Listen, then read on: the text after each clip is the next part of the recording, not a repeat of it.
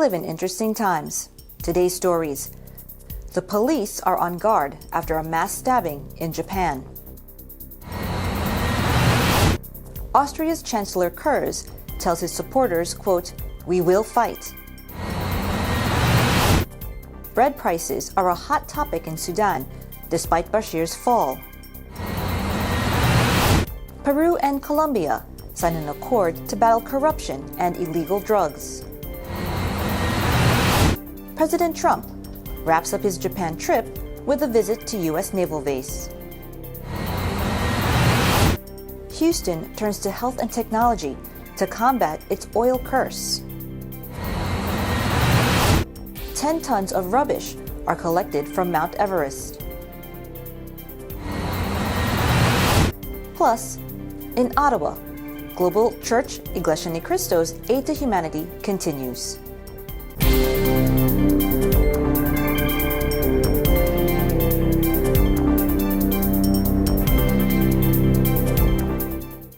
Hello everyone, I am Jennifer Polentan, bringing you stories from around the globe, and this is Eagle News, Washington, D.C.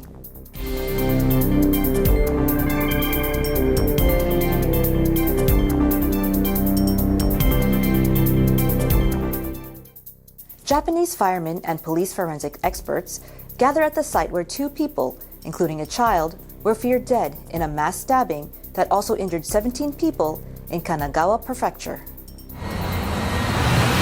The rampage was a rare attack in a country with one of the lowest rates of violent crime in the developed world, and there was no immediate detail on the motive of the knifeman. The attack occurred during the busy early morning commute as workers headed to their offices and children to school in Kawasaki, a city south of Tokyo. Employing a phrase commonly used in Japan to mean the victims have died, but the death has not yet been certified by an official medical professional, Fire Department official Yuji Sezawa said 1 man and 1 female child are showing no vital signs. The fire department said 17 others were injured in the attack, among them several children. Footage broadcast on local TV stations showed multiple police cars, ambulances, and fire engines at the scene. Emergency medical tents were put up to treat the wounded. Police said 1 suspect, a man, has been detained. Local media said he stabbed himself, suffering a serious wound. One eyewitness told NHK, quote, "I saw a man holding a knife. I couldn't see clearly, but he apparently stabbed himself in the neck," unquote. The broadcaster said 2 knives were spotted at the scene, but as of press time, there was no immediate confirmation from officials. Austria's Chancellor Sebastian Kurz tells his supporters that he will fight after he became the first chancellor in the country's post-war history to be removed from office by a no-confidence vote over a corruption scandal that has already brought down his coalition with the far right. Und liebe Freunde, ich verspreche euch, da werden wir kämpfen. Oder ohne Titel. Und ich gebe euch heute ein Versprechen. Die Veränderung, die hier vor 2 Jahren begonnen hat, die wird mit dem heutigen Tag nicht enden. Wir können uns sicher sein, dass sie uns anpassen werden. Wir haben erlebt, dass sie uns abwählen können. Aber sie können sicherlich nicht die Veränderung aufhalten, die von uns ausgeht. Und wir werden, danke vielmals, dass ihr nach diesem durchaus sehr schwierigen Tag heute alle hier seid. Vielen, vielen Dank für eure Unterstützung. Ich weiß. The motion against Kurz and his cabinet is the latest fallout from the so-called Ibizagate scandal, which saw far-right Freedom Party, or FPOE, leader, Vice Chancellor Heinz Christian Strache, resign from both posts after he was caught appearing to offer public contracts in return for campaign help from a fake Russian backer. The video led to Kurz ending his coalition with the FPOE and calling early elections for later this year. But that did not stop opposition parties tabling the no-confidence motion and insisting that the 32-year-old leader must also take responsibility for the scandal. Despite Monday's vote, Kurz will take comfort in a big win for his Conservative People's Party, or the OEVP, in Sunday's European elections, which is projected to gain 34.9% of the vote and 2 extra European Parliament seats. Addressing cheering party supporters on Monday evening in a buoyant mood, Kurz denounced what he called the new coalition of FPOE and center-left Social Democrats, SPOEs, who had joined forces in Parliament out of hatred for the OEVP and voted for the motion. Presenting himself as a figure of stability in Austria's current turmoil, Kurz said, quote, "I'm still here. I'm standing for you," unquote. Referring to the upcoming election campaign, he added, "We can be sure that they will attack us, but they can't stop the change that we are putting in motion." He also pledged his support for the technocratic government, now expected to be appointed by President Alexander Van der Bellen. Van der Bellen later appointed Finance Minister Hartwig Loger to carry out the government's duties in the meantime. 5 months after the trebling of bread prices and with the fall of Sudanese President Omar al-Bashir, citizens and bakery owners in Khartoum insist that the price of the staple remains too high, despite a drop back from January peak of £3 per loaf.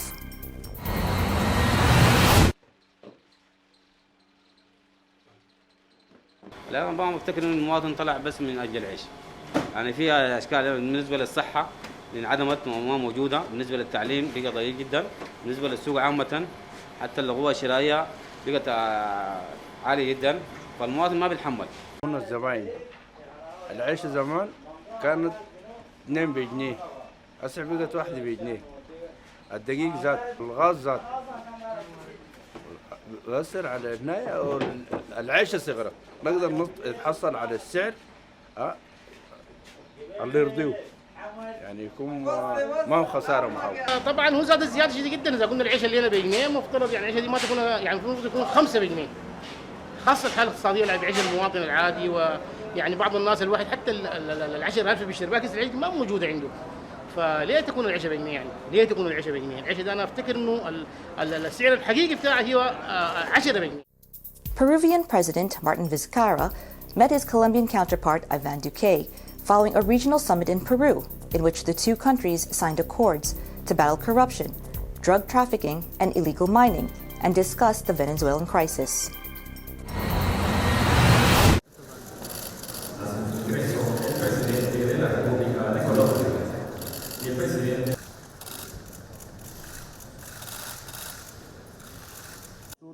Que necesitamos que todos nos unamos para respaldar a la Asamblea Nacional y al presidente Guaidó y que llegue la dictadura a su final en Venezuela. La única solución viable para la reconstrucción institucional de Venezuela empieza con el fin de la dictadura. Hoy hemos tenido importantes avances que también nos permiten desde Colombia reafirmar nuestra hermandad con el Perú. No solamente tenemos vínculos comerciales crecientes, sino que tenemos importantes flujos de inversión. En el contexto internacional no se ha ponderado el efecto real de la migración venezolana que recibe Colombia y que recibe Perú, como también los otros países de la región. Eso es lo importante de que este esfuerzo de integración no solamente vaya en mejorar el aspecto comercial, que es importante, sino que trasciende a la relación comercial yendo a decisiones conjuntas para fortalecer nuestra lucha contra males que viven todos nuestros países. A los delegados de Colombia y de Ecuador. Muchas gracias. Coming up, President Trump wraps up his Japan trip with a visit to a U.S. naval base. Houston turns to health and technology to combat its oil curse. 10 tons of rubbish are collected from Mount Everest.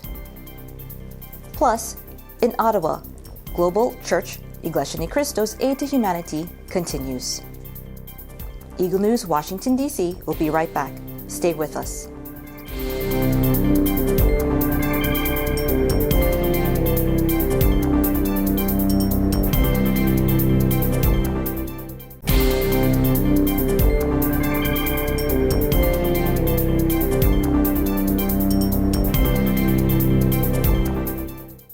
Welcome back. You are watching Eagle News, Washington, D.C. President Donald Trump bid farewell on Tuesday to Japan's Emperor Naruhito and flew to a U.S. naval base to wrap up a symbolism-laden state visit, reaffirming Washington's clout in Asia in the face of rising Chinese power. Trump, accompanied by his wife Melania, became the first world leader to meet the newly enthroned Naruhito and Empress Masako on Monday, an honor that Japanese Prime Minister Shinzo Abe said underlined the two countries' deep economic and strategic ties. There has been little substance in the visit, which started Saturday and included an Abe-Trump golf game, as well as the presentation by Trump of a huge trophy at a sumo tournament.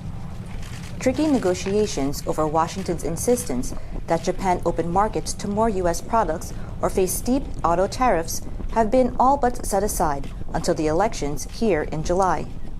But more than anything, Trump's presence in Japan and his host's energetic efforts to please him were meant to signal that at a time of even greater Chinese influence and North Korean nuclear tensions, the United States remains a major Asian power. Trump was rounding off his trip Tuesday by demonstrating the more raw side of that power with a stop at the Yokosuka U.S. Naval Base. He was to inspect the Japanese helicopter carrier Kaga, then address service members on the U.S. warship Wasp. Coinciding with the U.S. holiday of Memorial Day, the naval visit will give Trump a chance to show off the American flag and underscore how one-time World War II foe, Japan, is part of a bedrock of the U.S. Pacific presence. The military alliance also has a strong commercial aspect, as Trump was eager to point out Monday when he confirmed Japan's plan to buy 105 F-35 stealth warplanes. Trump said this purchase would give Japan the largest F-35 fleet of any U.S. ally.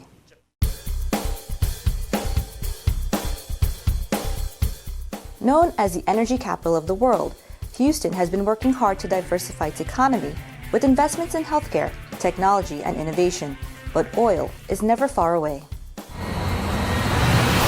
In the heart of Texas oil country, the city of Houston rode high on the oil boom, but then fell hard when the bottom dropped out of crude prices. But bit by bit, America's fourth largest city is weaning itself off its dependence on oil, betting instead on industries like healthcare and tech, even though black gold is never far from the view in the birthplace of American petroleum industry. Houston has moved away from the oil curse because we've diversified so much over the years, such that if oil returned to $30 a barrel, yes, the Houston economy would be impacted, but not as much as we had seen in the 1980s or the 1990s. What we saw in 18, and we're predicting stronger even in 19, we've seen healthcare jumping forward. We've seen construction, which means things are continuing, right, to be moved forward. Professional and business services. We're seeing a crux of growing technology companies. In the southern part of town, the Texas Medical Center covers 2 square miles with glass towers stacked between multiple medical schools, a children's hospital, and a trauma center. About 10 million patients a year seek specialist treatment at the center where 110,000 people work, making it Houston's biggest employer. And TMC's rapid expansion has helped to make the health sector the biggest job creator in the state as well, employing more than 11% of workers in Texas, compared to only 8.6% in energy. Our mission is to transform Houston into a world-leading technology and innovation capital. And so we do that by serving entrepreneurs. 3 years ago, you couldn't go anywhere and find 200 software and digital technology companies. Now you have that here in Houston. And we're also building alliances with other incubators and accelerator programs around the world. So Houston quickly will become a place where people can go and meet technology companies with applications for the industrial sector, but beyond.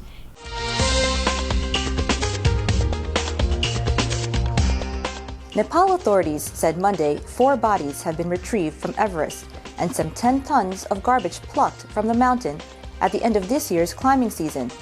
Global warming means melting glaciers and revealing human remains and rubbish, which has gathered over decades of commercial mountaineering and as an increasing number of big spending climbers who pay little attention to the ugly footprint they leave behind.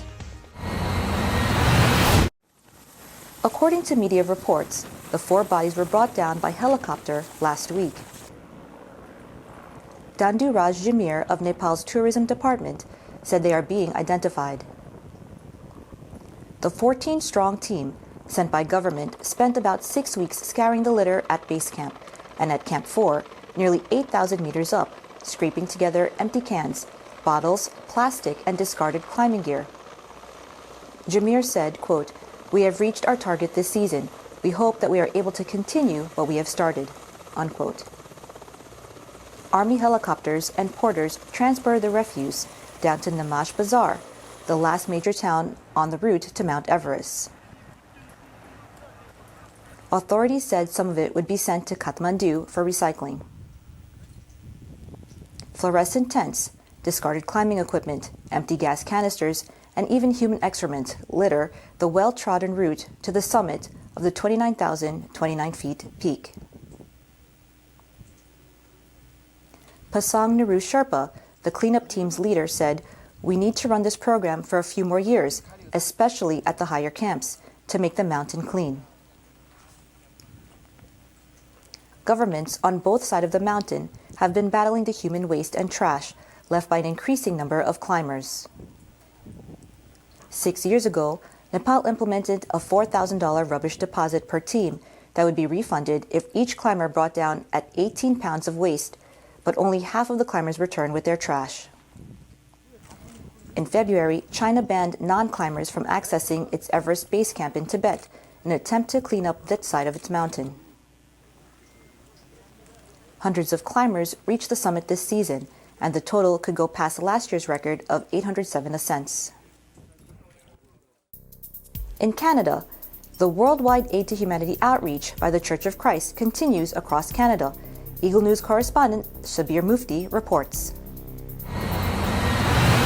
Ottawa, the nation's capital, home to the Parliament Hill where the federal government sits, a booming high-tech industry, and some of the country's greatest museums, is considered as one of the best quality of life cities in the world, based on Business Insider's survey in 2016.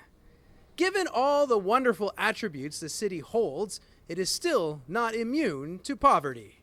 In fact, based on the 2016 Statistics Canada Census Family Low Income Measure, there were 135,000 people living in poverty, and 33,480 of them were children.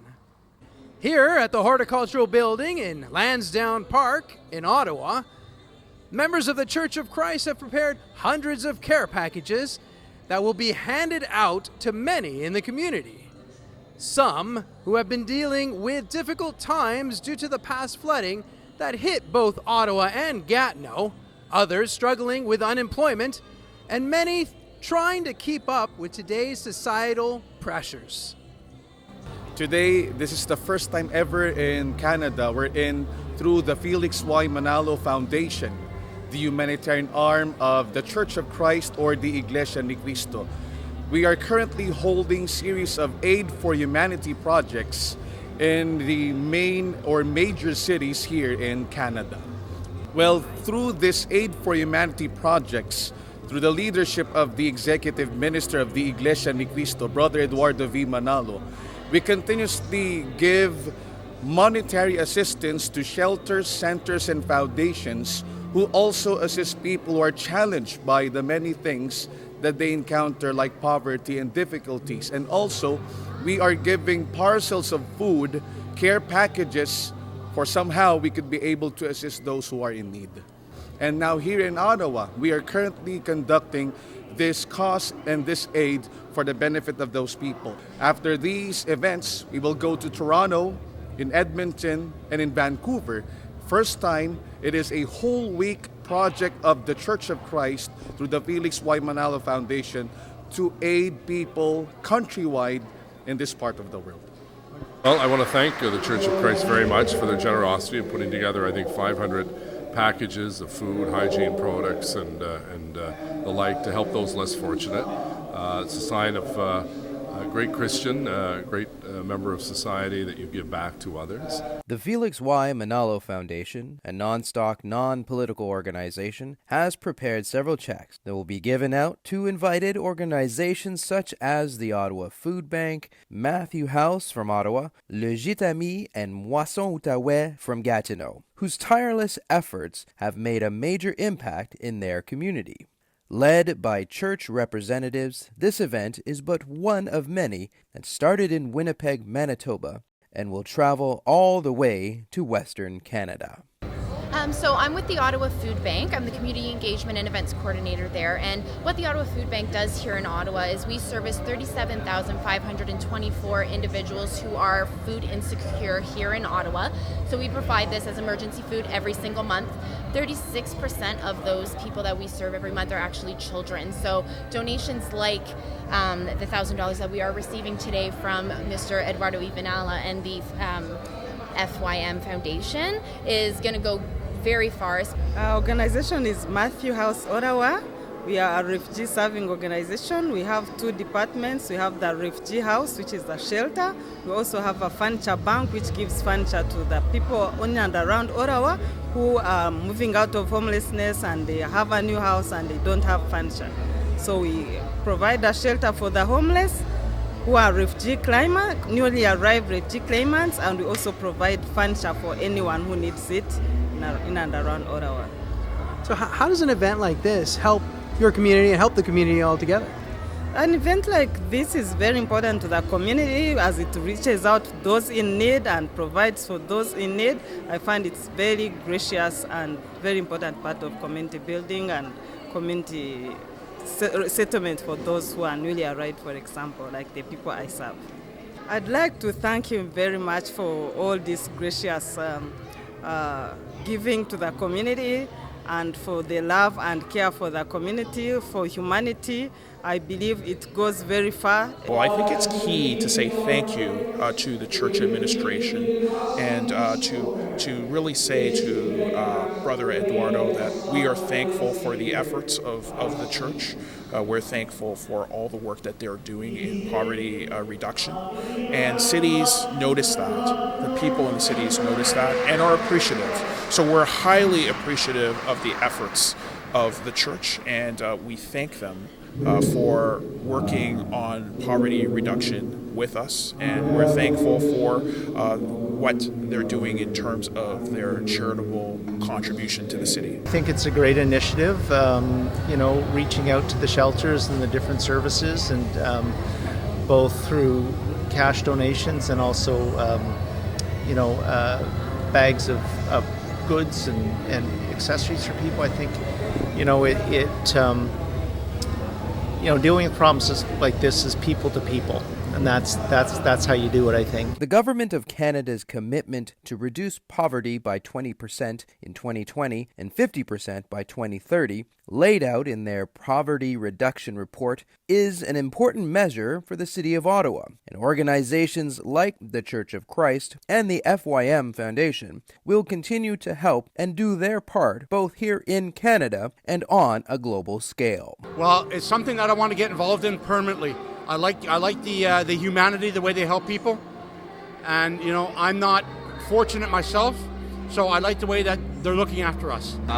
One of my friends brought me here to see what it was about, what it was like, and he told me that you guys have an offering to give to people as well.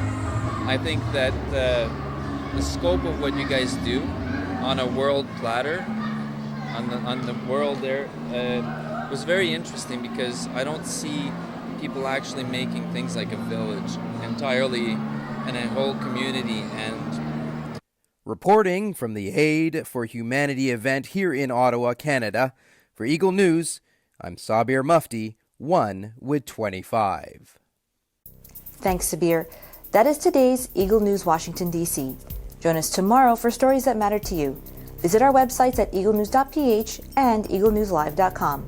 Like us on Facebook and follow us on Twitter at twitter.com/eaglenewsph. Thank you for watching. I am Jennifer Pollentan, and I am 1 with 25.